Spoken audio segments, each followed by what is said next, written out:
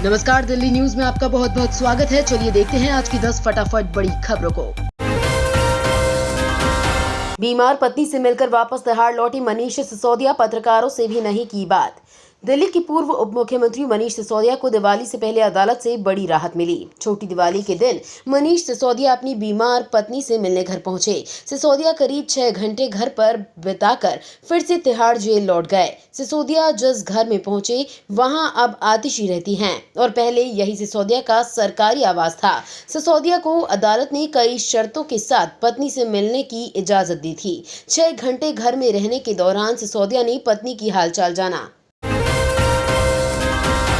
Delhi Waqf board से जुड़े भ्रष्टाचार के मामले में ईडी ने 3 लोगों को किया गिरफ्तार। दिल्ली वक्फ बोर्ड मामले से जुड़े भ्रष्टाचार मामले में केंद्रीय जांच एजेंसी ने की एक और कार्रवाई की है। जांच एजेंसी ईडी ने 3 आरोपियों को गिरफ्तार किया है। गिरफ्तार आरोपियों का नाम जिशान, हैदर, जावेद, इमाम, दाऊद, नसीर है। इसी मामले में दिल्ली सरकार में आम आदमी पार्टी से विधायक अमानतुल्लाह खान के खिलाफ भी मामला दर्ज किया गया था। पंजाब से दिल्ली का सफर हुआ सस्ता, मान सरकार ने आम जन को दी सुविधा।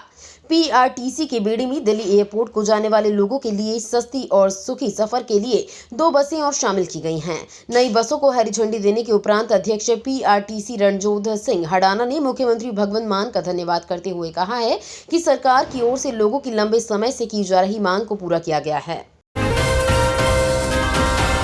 दिल्ली में फिर लगे भूकंप के झटके, रिक्टर स्केल पर 2.6 रही तीव्रता।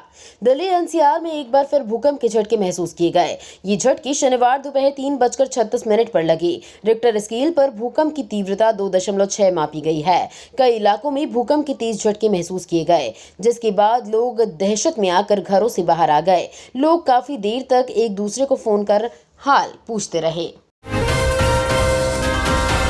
पराली जलाने पर दिल्ली में किसान पर पहली एफआईआर दर्ज, प्रदूषण फैलाने का आरोप।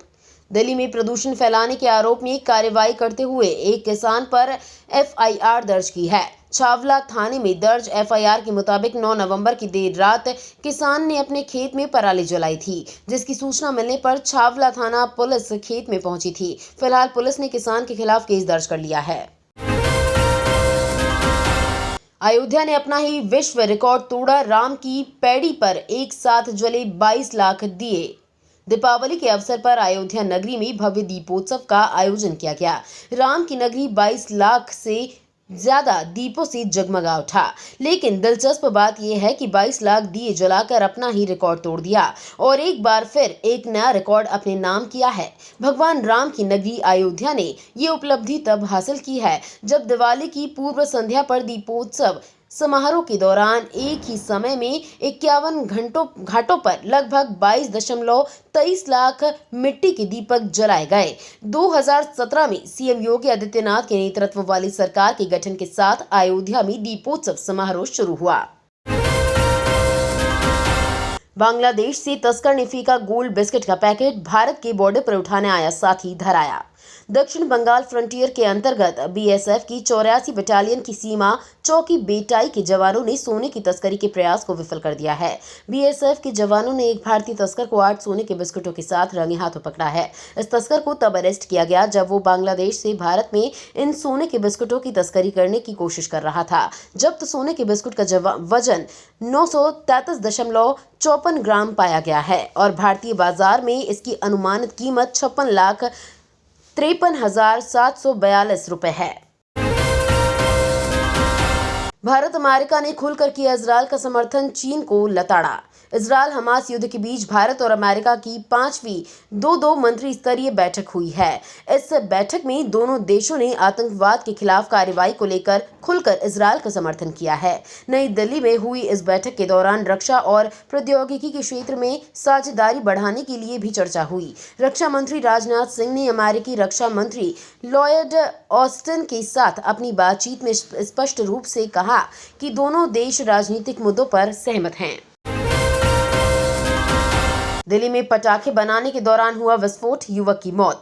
दिल्ली में अपने घर पर पटाखे बनाने के लिए सल्फर और पोटाश मिलाते समय हुए विस्फोट में 21 वर्षीय एक युवक की मौत हो गई।